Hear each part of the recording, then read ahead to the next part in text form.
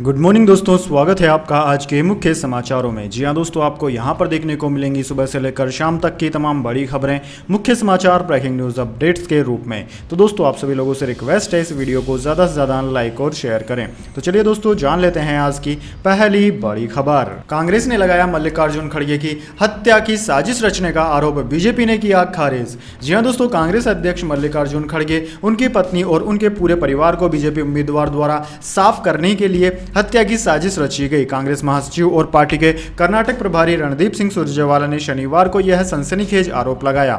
सत्ता पक्ष बीजेपी ने कांग्रेस के आरोप को खारिज कर दिया है। दोस्तों कांग्रेस नेता ने अगले हफ्ते होने वाले चुनाव से कुछ दिन पहले संवाददाता सम्मेलन में एक ऑडियो रिकॉर्डिंग चलाई। इसमें कलबुर्गी जिले के चित्तपुर विधानसभा क्षेत्र से बीजेपी के उम्मीदवार मणिकांत राठौड़ को कथित तौर पर कन्नड़ में यह कहते हुए सुना गया है कि वह खड़गे उनकी पत्नी और बच्चों का सफाया कर देंगे। सुरजेवाला ने आरोप लगाया कि कांग्रेस पार्टी पर कन्नड़ियों के चौतरफा आशीर्वाद से भयभीत होकर और आगामी कर्नाटक चुनाव में हार होती देख बीजेपी नेता अब मल्लिकार्जुन खड़गे और उनके परिवार के सदस्यों की हत्या की साजिश रच रहे हैं। उन्होंने कहा कि यह सबसे गिरा हुआ राजनीतिक भाषण है और हत्या की साजिशें कर्नाटक के चुनावी भाषण में आ चुकी है। उन्होंने यह भी दावा किया कि राठौड़ प्रधानमंत्री नरेंद्र मोदी और मुख्यमंत्री बसवराज बोम्मई के सबसे पसंदीदा हैं। इसके बाद दोस्तों अगली बड़ी खबर, सीएम हाउस के लिए मैंने मंगवाया था फर्नीचर, सीएम केजरीवाल पर महाठग सुकेश का नया आरोप। जी हां दोस्तों, महाठग सुकेश चंद्रशेखर ने मंडोली जेल से ही दिल्ली एलजी को पत्र लिखा है। सुकेश चंद्रशेखर ने सीएम अरविंद केजरीवाल के सरकारी आवास में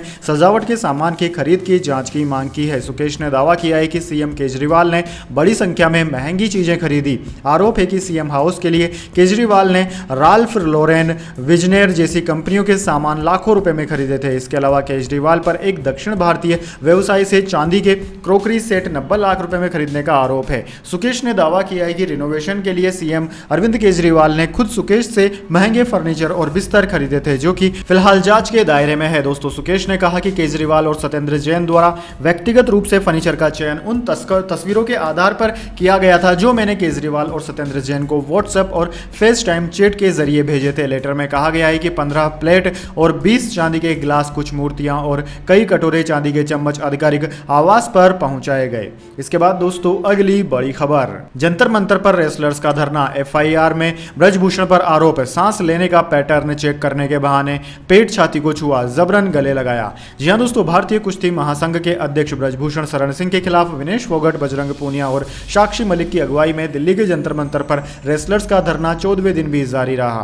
ब्रजभूषण के खिलाफ 10 दिन पहले दिल्ली के कनॉट थाने में रेसलर्स की शिकायत पर सेक्सुअल हैरेसमेंट और पोस्को एक्ट का केस दर्ज हुआ। इन पर 2 एफआईआर में क्या क्या दर्ज है, यह सभी के लिए जिज्ञासा का प्रश्न बना हुआ है। इसी बीच दोस्तों एफआईआर की कुछ बातें सामने आई है, जिसमें ब्रजभूषण के सेक्सुअल हैरेसमेंट के बारे में बताया गया है। मीडिया रिपोर्ट्स के मुताबिक दर्ज एफआईआर में फिजिकल टच टूर्नामेंट में वार्म अप के दौरान गलत तरीके से छूने जैसी शिकायतें दर्ज कराई गई है। मीडिया रिपोर्ट्स के मुताबिक 7 महिला पहलवानों में से 2 ने ऐसी शिकायतें पुलिस से की। हालांकि ब्रजभूषण लगातार अपने ऊपर लगे आरोपों को नकार रहे हैं। इसके बाद दोस्तों अगली बड़ी खबर, ब्रिटेन में चार्ल्स कैमिला की ताजपोशी, 80 मिनट चली रस्में। आर्च बिशप ने किंग को 360 साल पुराना ताज पहनाया, क्वीन ने कोहिनूर जड़ा मुकुट नहीं पहना। जी हां दोस्तों, ब्रिटेन के नए राजा किंग चार्ल्स तृतीय और क्वीन कैमिला की ताजपोशी हो गई है। शनिवार यानी कि 6 मई को लंदन के वेस्टमिंस्टर एबे चर्च में भी 80 मिनट तक राजा रानी की ताजपोशी से जुड़ी रस्में चली। इसके बाद आर्च बिशप ने किंग चार्ल्स और क्वीन कैमिला को ताज पहना है। किंग चार्ल्स ने 1661 में बना सेंट एडवर्ड का ताज पहना, तो वहीं क्वीन ने जो ताज पहना उससे कोहिनूर हीरा नहीं जड़ा हुआ था। ब्रिटिश शाही परिवार में 70 साल बाद ताजपोशी हुई है। इससे पहले 1953 में किंग चार्ल्स की मां रानी महारानी एलिजाबेथ की ताजपोशी हुई थी। उस समय चार्ल्स की उम्र केवल 4 साल की थी। अब किंग चार्ल्स 74 साल के हो चुके हैं। करीब 6 महीने पहले क्वीन एलिजाबेथ का निधन होने के बाद उनके बड़े बेटे चार्ल्स को राजा घोषित कर दिया गया, लेकिन उनकी ताजपोशी अब हुई है। इसके बाद दोस्तों अगली बड़ी खबर, सौरव गांगुली को मुद्दा समझना है तो हमसे बात करें, बोली विनेश फोगाट। जी हां दोस्तों, दिल्ली के जंतर मंतर पर भारतीय पहलवानों का धरना जारी है। वह लगातार कुश्ती संघ के अध्यक्ष और भाजपा सांसद ब्रजभूषण शरण सिंह की गिरफ्तारी की मांग कर रहे हैं। इसी बीच शनिवार को पहलवानों ने एक बार फिर प्रेस कॉन्फ्रेंस की। इसमें उन्होंने समर्थन के लिए आगे आ रहे किसानों और छात्र संगठनों से शांतिपूर्ण रवैया अपनाने की अपील की। उन्होंने कहा कि किसान और छात्र संगठन दिल्ली की ओर बढ़ रहे हैं। हम इन सभी संगठनों से पुलिस का सहयोग करने की अपील करते हैं। कृपया शांतिपूर्ण रहें, कानून हाथ में न लें। पहलवानों के धरने पर बीसीसीआई के पूर्व अध्यक्ष सौरव गांगुली के बयान पर विनेश फोगट ने कहा कि खेल हमें अपनी देखभाल करना नहीं सिखाता है। अगर सौरव गांगुली हमारे मुद्दे को समझना चाहते हैं तो हमसे संपर्क कर सकते हैं, हम उनके पास नहीं जा सकते। दरअसल गांगुली ने कहा था कि पहलवानों को अपनी लड़ाई लड़ने दो, मुझे नहीं पता कि वहाँ क्या हो रहा है। मैंने अभी अखबारों में पढ़ा है। खेल की दुनिया में मुझे एक बात का एहसास हुआ है कि आप उन चीज़ों के बारे में बात नहीं कर सकते जिनके बारे में आपको पूरी जानकारी नहीं होती।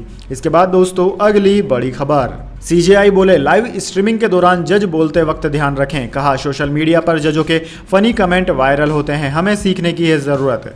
जी हाँ दोस्तों, chief justice of India CJI justice DY Chandrachud शनिवार को ओडिशा में थे। वे कटक में डिजिटल इंफ्रास्ट्रक्चर पर 2 दिवसीय नेशनल कॉन्फ्रेंस के उद्घाटन सत्र में शामिल हुए। सीजेआई ने कहा कि एक जस्टिस से आप कैसे उम्मीद कर सकते हैं कि वह 15,000 पेज का रिकॉर्ड पढ़ सकता है। इसलिए हमें पेपरलेस कोर्ट और वर्चुअल कोर्ट जैसे डिजिटल इंफ्रास्ट्रक्चर की जरूरत है। सीजेआई चंद्रचूड़ ने कोर्ट के लिए डिजिटल दुनिया के दूसरे पहलू पर भी बात की। उन्होंने कहा कि आजकल ज़्यादा हाई कोर्ट यूट्यूब पर लाइव स्ट्रीमिंग कर रहे हैं। सोशल मीडिया पर पटना हाई कोर्ट के जस्टिस का एक क्लिप था जिसमें वह आईएएस ऑफिसर से पूछ रहे थे कि उन्होंने सही कपड़े क्यों नहीं पहने। गुजरात हाई कोर्ट के जस्टिस वकील से कह रहे थे कि वह मामले के लिए तैयार क्यों नहीं है। यूट्यूब में बहुत सारी फनी चीज़ें चल रही है जिन्हें हमें रोकने की ज़रूरत है, क्योंकि कोर्ट में जो होता है वह बेहद गंभीर मामला है। हम जो लाइव स्ट्रीमिंग कर रहे हैं उसका एक दूसरा पहलू भी है। एक जस्टिस के रूप में हमें सीखने की ज़रूरत है। कोर्ट में हम जो भी बोलते हैं उसका ध्यान रखना होगा क्योंकि वह जनता के दायरे में आता है।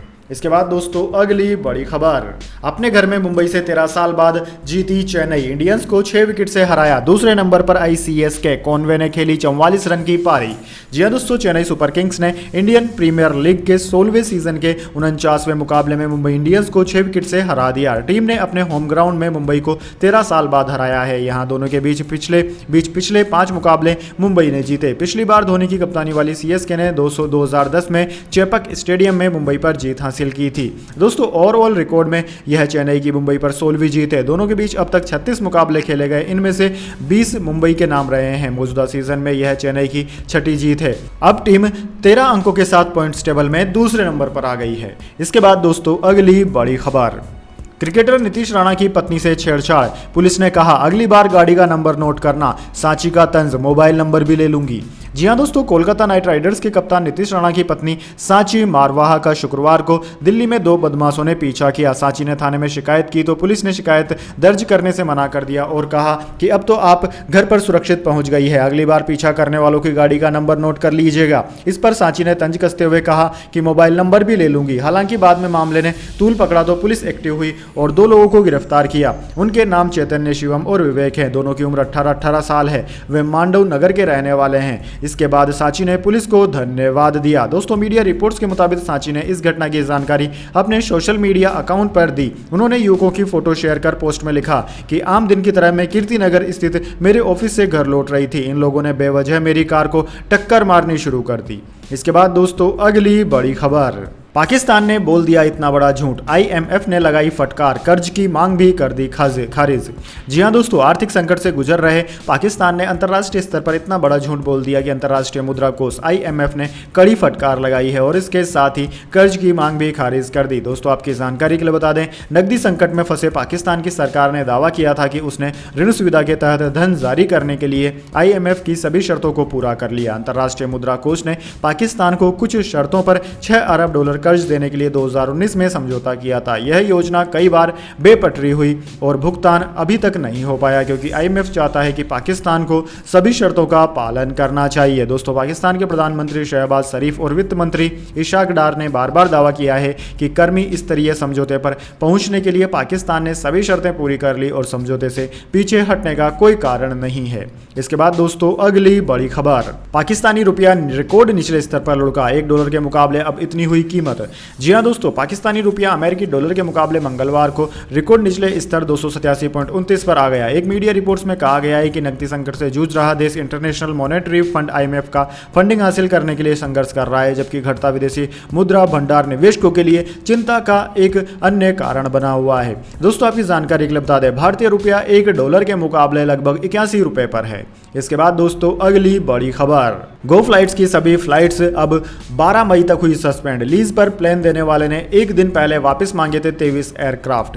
जी हां दोस्तों, कैश की तंगी से जूझ रही गो फर्स्ट एयरलाइन की सभी फ्लाइटों को अब 12 मई तक सस्पेंड कर दिया गया है। एक दिन पहले कंपनी ने सभी फ्लाइट्स को 9 मई तक सस्पेंड करने की घोषणा की थी। इससे पहले एयरलाइन ने सोमवार को बताया था कि वो अपनी फ्लाइट 3, 4 और 5 मई के लिए कैंसिल कर रही है और जल्द ही टिकटों का रिफंड प्रोसेस करेगी। दोस्तों, गुरुवार को एयरलाइन को उस समय एक और झटका लगा जब कंपनी को लीज पर प्लेन देने वालों ने अपने 23 प्लेन वापस मांग लिए थे। लीज पर प्लेन देने वालों ने directorate general of civil aviation DGCA से कहा कि वह 23 प्लेन डी रजिस्टर करें। डीजीसीए ने लीज देने वालों की मांग और उनकी डिटेल अपनी वेबसाइट पर पब्लिश कर दी है। नियमों के अनुसार डीजीसीए को लीज देने वालों की मांग 5 दिन में माननी होगी, यानी कि 23 प्लेन को 5 दिनों में डी रजिस्टर करना होगा। इसके बाद दोस्तों अगली बड़ी खबर, देश में कोरोना वायरस संक्रमण के 2961 नए मामले सामने आए, 17 की मौत। जी हां दोस्तों, देश में शनिवार को सुबह 8 बजे समाप्त हुए 24 घंटों के दौरान कोरोना वायरस संक्रमण के 2961 मामले सामने आए। 17 मौतों के साथ मरने वालों की संख्या बढ़कर अब 5,31,650 हो गई है। कोविड-19 संक्रमण के कारण केरल में 9 लोगों की मौत हो गई। केंद्रीय स्वास्थ्य मंत्रालय ने यह जानकारी दी है। देश में फिलहाल एक्टिव केस 30,041 है। पिछले 24 घंटे में 6,135 लोग स्वस्थ भी हुए हैं। दोस्तों, स्वास्थ्य मंत्रालय के मुताबिक देश में शुक्रवार को सक्रिय मामले 33,232 से घटकर 30,041 रह गए हैं। नए मामलों के साथ देश में अब तक कोविड के संक्रमित हुए लोगों की कुल संख्या 4.49 करोड़ हो गई है। दोस्तों, कोरोना वायरस से संक्रमित होने के बाद स्वस्थ हुए लोगों की कुल संख्या बढ़कर 4,44,05,550 हो चुकी है। फिलहाल सक्रिय मामले कुल संक्रमण के मामलों के 0.07% हैं। इसके बाद दोस्तों अगली बड़ी खबर, बड़ा खुलासा, अतीक अहमद का आखिरी बार चेहरा देखने कब्रिस्तान आई थी शाइस्ता परवीन, पुलिस को नहीं लग पाई भनक। जी हां दोस्तों, Umesh Pal shoot out case में नामजद अभियुक्त और 50,000 की इनामी माफिया अतीक अहमद की पत्नी शाइस्ता परवीन फरार है, लेकिन अब शाइस्ता परवीन को लेकर चौंकाने वाला खुलासा हुआ है। सूत्रों के हवाले से खबर है कि अतीक अहमद की हत्या के बाद उसके आखिरी दीदार के लिए पत्नी शाइस्ता परवीन प्रयागराज आई थी। शाइस्ता अतीक को कसारी मसारी कब्रिस्तान में सुपुर्द खाक किए जाने से पहले उसका आखिरी बार चेहरा देखना चाहती थी। सूत्रों के मुताबिक विगत 16 अप्रैल को शाइस्ता परवीन प्रयागराज आई थी। शहर के खुलदाबाद इलाके में अतीक अहमद के एक बेहद करीबी के घर पर शाइस्ता परवीन रुकी हुई थी। शाइस्ता के साथ Umesh Pal shoot out case का शूटर और 5 लाख का इनामी साबिर भी था। दोनों कसारी मसारी कब्रिस्तान जाकर अतीक अहमद का आखिरी बार दीदार करना चाहते थे, लेकिन कसारी मसारी कब्रिस्तान के आसपास का पूरा इलाका छावनी में तब्दील होने की वजह से शाइस्ता को अपना इरादा बदलना पड़ा था। इसके बाद दोस्तों अगली बड़ी खबर जाने, लेकिन उससे पहले मेरी आपसे एक छोटी सी रिक्वेस्ट है, अगर दोस्तों आपको अभी तक हमारी न्यूज़ पसंद आई तो एक छोटा सा लाइक ज़रूर दे दीजिए, और अगर आपको पसंद नहीं आई है तो बेशक आप डिसलाइक भी कर सकते हैं, लेकिन दोस्तों लाइक और डिसलाइक ज़रूर कीजिए, क्योंकि दोस्तों यही हमारी मेहनत का फल होता है और इसी से हमें पता चलता है कि आपको हमारी वीडियोज़ पसंद आई है या नहीं। तो चलिए दोस्तों जान लेते हैं आज की अगली बड़ी खबर। गौतम से गंभीर लड़ाई के बाद एक्शन में विराट कोहली, बीसीसीआई को लिखी चिट्ठी। जी हाँ दोस्तों, आईपीएल 2023 में बीती 1 मई को रॉयल चैलेंजर बेंगलुरु और लखनऊ सुपर जायंट्स के बीच मुकाबला हुआ था। यह मैच आरसीबी ने जीता था। विराट कोहली ने उस मैच में 31 रन की पारी खेली थी, लेकिन उनकी इस पारी से ज्यादा चर्चा मैच के बाद उन्होंने जो किया या बीच मैदान में उनके और गौतम गंभीर के बीच में जो हुआ वो सुर्खियों में रहा। दोस्तों इस विवाद को 5 दिन बीत चुके हैं, लेकिन अब भी चर्चा का विषय बना हुआ है। इस बीच ये खबर आई है कि मैदान में लखनऊ सुपर जायंट्स के मेंटोर गौतम गंभीर और नवीन उलक के साथ हुई झड़प के बाद विराट कोहली ने बीसीसीआई को चिट्ठी लिखकर अपना पक्ष रखा है। विराट ने चिट्ठी में बताया है कि उनकी इस विवाद में कोई गलती नहीं है और उन्होंने कुछ भी गलत नहीं किया। दोस्तों दैनिक जागरण की रिपोर्ट के मुताबिक विराट कोहली ने 100% मैच फीस काटे जाने पर भी निराशा जाहिर की। इस रिपोर्ट के मुताबिक कोहली ने अपनी चिट्ठी में लिखा कि उन्होंने लखनऊ के खिलाड़ी नवीन उलहक या मेंटोर गौतम गंभीर से ऐसा कुछ भी नहीं कहा कि उन्हें इस तरह की सजा मिले। दोस्तों आपकी जानकारी के लिए बता दें, इस विवाद के बाद गौतम गंभीर विराट कोहली दोनों की 100% मैच फीस काट ली गई थी, जबकि नवीन उलहक पर 50% का जुर्माना लगाया गया था। इसके बाद दोस्तों अगली बड़ी खबर, पाकिस्तान में खालिस्तानी आतंकी परमजीत सिंह पंजवड़ की हत्या। बाइक सवारों ने सोसाइटी में घुसकर मारी गोलियां। लाहौर में 33 साल से रह रहा था। जी हां दोस्तों, आतंकी संगठन का खालिस्तान कमांडो फोर्स KCF के चीफ परमजीत सिंह पंजवड़ की शनिवार को लाहौर में हत्या कर दी गई। उसे जोहर कस्बे की सनफ्लावर सोसाइटी में घुसकर गोलियां मारी गई। पंजवड़ की मौके पर ही मौत हो गई है। वह 1990 से पाकिस्तान में शरण लेकर बैठा था। वह यहां मलिक सरदार सिंह के नाम से रह रहा था। दोस्तों जानकारी जानकारी के अनुसार शनिवार सुबह 6 बजे बाइक पर आए 2 लोगों ने यह हमला किया और फरार हो गए। परमजीत सिंह पंजवड़ का जन्म 21 अप्रैल 1960 को पंजाब में तरन तारण जिले में जब्बाल थाने के तहत आने वाले पंजवार गांव में रहने वाले कश्मीर सिंह के घर हुआ। केंद्रीय गृह मंत्रालय ने वर्ष 2020 में 9 आतंकवादियों की लिस्ट जारी की थी, जिसमें परमजीत सिंह पंजवड़ का नाम 8वें नंबर पर था। इस लिस्ट में उसके अलावा बब्बर खालसा इंटरनेशनल के चीफ वदावा सिंह बब्बर का नाम भी था, जो तरन तारण में ही दासोवाला गांव का रहने वाला है। इसके बाद दोस्तों अगली बड़ी खबर, बाबर आजम ने रचा इतिहास, कर दिया कुछ ऐसा पहले नहीं कर पाया था कोई भी पाकिस्तानी कप्तान। जी हाँ दोस्तों, पाकिस्तान और न्यूजीलैंड के बीच में 5 वनडे मैचों की सीरीज खेली जा रही है, जिसमें पाकिस्तान ने अब तक खेले गए अपने चारों वनडे मुकाबले जीतकर सीरीज को 4-0 की अजय बढ़त बना ली। चौथे वनडे में बाबर एंड कंपनी ने कीवी टीम पर 102 रन के बड़े अंतर से जीत दर्ज की। इसके साथ ही पाकिस्तानी क्रिकेट टीम वनडे में विश्व की नंबर 1 टीम भी बन गई है। दोस्तों पाकिस्तान के लिए ये उपलब्धि खास इसलिए है क्योंकि पाक क्रिकेट टीम इतिहास में पहली बार ICC वनडे रैंकिंग में नंबर 1 पर पहुंची है। फिलहाल पाकिस्तान के कप्तान बाबर आजम है और उनकी अगुवाई में टीम ने ये कमाल कर वाकई इतिहास रच दिया है। इससे पहले पाकिस्तान का कोई भी कप्तान टीम को इस मुकाम तक ले जाने में सफल नहीं हुआ था। पाकिस्तान ने अपना पहला वनडे मैच 11 फरवरी 1973 को न्यूजीलैंड के खिलाफ खेला था। ऐसे में कह सकते हैं कि पाकिस्तानी क्रिकेट टीम उनके वनडे क्रिकेट इतिहास के 50 सालों में पहली बार इस मुकाम तक पहुंची है। इसके बाद दोस्तों अगली बड़ी खबर, अफ्रीकी देश कांगो में बाढ़ भूस्खलन, 176 मौतें, एक ही परिवार के 11 बच्चों की मौत, कई लोग मलबे में दबे, स्कूल अस्पताल सब बह गए।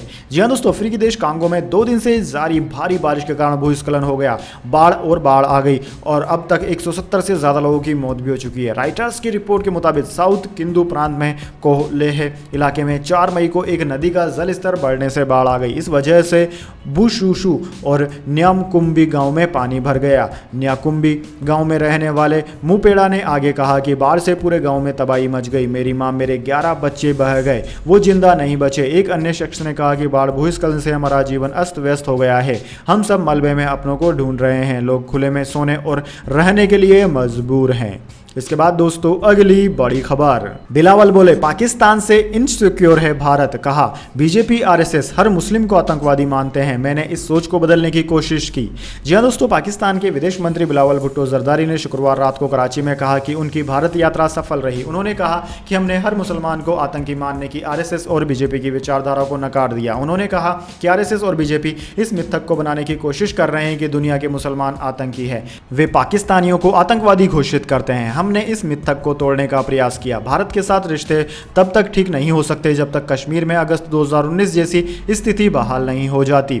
भुट्टो गोवा में SCO के विदेश मंत्रियों की बैठक में शामिल होने के बाद कराची लौटे थे। यहां प्रेस कॉन्फ्रेंस में भुट्टो ने भारत के विदेश मंत्री S जयशंकर के बयान का जवाब देते हुए कहा कि भारत के अंदर इनसिक्योरिटी की भावना है, संयुक्त सुरक्षा हमारी संयुक्त जिम्मेदारी है, आतंकवाद वैश्विक सुरक्षा के लिए खतरा बना हुआ है। विदेश मंत्री S जयशंकर ने शुक्रवार को गोवा में संघाई सहयोग संगठन SCO की बैठक के बाद कहा था कि हमने आतंक के दंश को झेला है, आतंक को पोषित करने वाले खुद ही पीड़ित होने का पाखंड कर रहे हैं। इसके बाद दोस्तों अगली बड़ी खबर, 9 मई को रिलीज होगा आदि पुरुष का ट्रेलर, न्यूयॉर्क में 13 जून को ट्रेबेका फिल्म फेस्टिवल में होगा वर्ल्ड प्रीमियर। जी हाँ दोस्तों, प्रभास कृति सेनन स्टारर फिल्म आदि पुरुष के ट्रेलर का इंतजार लगभग खत्म हो चुका है। हाल ही में प्रभास ने सोशल मीडिया पोस्ट शेयर कर बताया कि फिल्म का ट्रेलर 9 मई को ग्लोबल लेवल पर रिलीज होगा। भारत के अलावा फिल्म का trailer America, Canada, middle east, Australia, New Zealand, Singapore, Indonesia, Thailand, Malaysia, Hong Kong, Philippines, Myanmar, Sri Lanka, Japan, Africa, Britain, रूस और मिस्र में रिलीज किया जाएगा। न्यूयॉर्क के ट्रेबेका फिल्म फेस्टिवल में 13 जून को आधी रात फिल्म का वर्ल्ड प्रीमियर होगा। फिल्म फेस्टिवल में फिल्म को मिडनाइट ऑफरिंग के तौर पर पेश किया जाना है। वहीं दोस्तों बिग स्क्रीन पर फिल्म 16 जून को 3D में रिलीज की जाएगी। फिल्म आदि पुरुष की कहानी रामायण पर बेस्ड है और ओम रावत फिल्म के डायरेक्टर हैं। दोस्तों फिल्म में प्रभास भगवान राम का किरदार निभाएंगे, जबकि कृति मां सीता के रोल में नजर आएंगी। वहीं दोस्तों सैफ अली खान रावण का रोल निभा रहे हैं। दोस्तों आपकी जानकारी के लिए बता दें, इससे पहले फिल्म मेकर्स ने 2022 में फिल्म का टीजर रिलीज किया था, लेकिन ऑडियंस को टीजर खास पसंद नहीं आया। कई यूजर्स को यह शिकायत थी कि फिल्म में काफी खराब लेवल के विजुअल इफेक्ट्स का इस्तेमाल किया गया था। इसके बाद विजुअल इफेक्ट्स पर काम करने के लिए फिल्म की रिलीज डेट आगे बढ़ा दी गई। फिल्म जनवरी 2023 में रिलीज होनी थी, लेकिन अब फिल्म 16 जून को रिलीज होगी। फिल्म में कृति सेनन, प्रभास, सैफ अली खान, अमिताभ बच्चन, काजोल, सनी सिंह, कृति सुरेश, सोनल चौहान, वत्सल सेठ और तृप्ति डोडरमल भी नजर आएंगे। तो दोस्तों यह थी आज की तमाम बड़ी खबरें। इसके बाद दोस्तों बारी आती है आज के माइंड क्यूज क्वेश्चन की। जी हाँ दोस्तों, एक आसान से सवाल का जवाब देकर आप जीत सकते हैं एक अमेजिंग सरप्राइज गिफ्ट हमारे यूट्यूब चैनल की ओर से। तो दोस्तों आज का सवाल आपकी स्क्रीन पर आ चुका है। भारत का सबसे महंगा स्टॉक मार्केट का शेयर कौन सा है? जी हाँ दोस्तों, आप जानते हैं भारत के सबसे महंगे शेयर का नाम, तो जल्दी से कमेंट बॉक्स में लिख दीजिए। अगर दोस्तों आपका जवाब होता है एकदम सही और आप चुन जाते हैं लकी विजेता के रूप में, तो आपको मिल सकता है एक अमेजिंग सरप्राइज गिफ्ट हमारे यूट्यूब चैनल की ओर से। तो दोस्तों जल्दी से अपने उत्तर कमेंट बॉक्स में लिख दीजिए, वीडियो को लाइक कर लीजिए और चैनल को सब्सक्राइब करके बेल आइकन भी दबा लीजिए। धन्यवाद। वंदे मातरम। जय हिंद, जय भारत।